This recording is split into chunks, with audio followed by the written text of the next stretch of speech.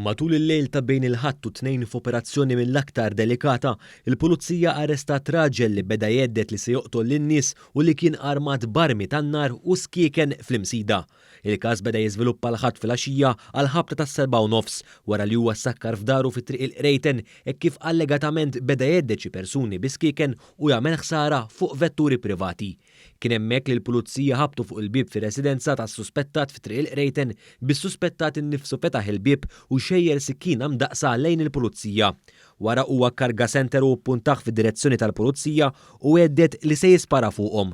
F'dan l-istadju, il-pulizija żiedet il-forzi tagħha u ma sbieħ tnejn il-pulizija ddeċidiet li tagħti is-salt u tidħol għar-raġel wara li dan baqa' ma kkopera xejn. Fil-fatt kienu ftit qabel is-satejn ta' filgħodu li l-pulizija deret tidħol fid-dar wara li għamlet ħin twil tiċċirkonda l-binja.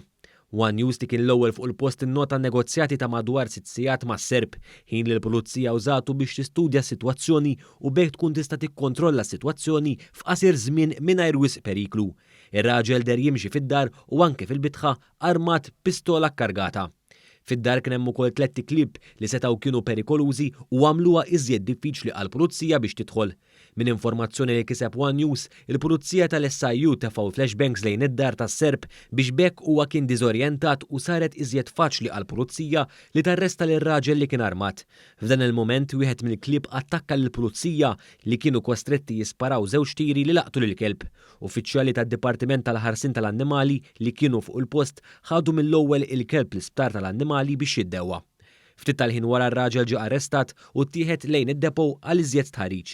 Il-pulizija konfermat informazzjoni oħra li kellu One News, dik li s-Serb kellu ammont ta' armi fosthom mijiet ta' skrataġġ, 10 oġġetti oħra bejn skieken u xwabel kif ukoll armi bil-ponta magħmulin mill-injam.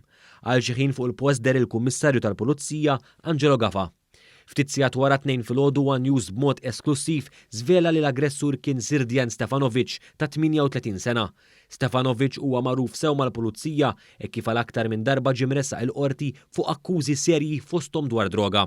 Fil-fatt 4 snin ilu, Srdjan Stefanovic u s-sieħba tiegħu Tatjana Skoric Tesic kienu tresqu l-qorti wara sejba ta' droga. Huma kienu ġew arrestati wara li kienu aġixxew b'mod suspettuż u ħarbu jiġru bil-karozza. Huma kienu ċaħdu l-akkużi miġġuba kontrihom u kienu nataw il-libertà proviżorja.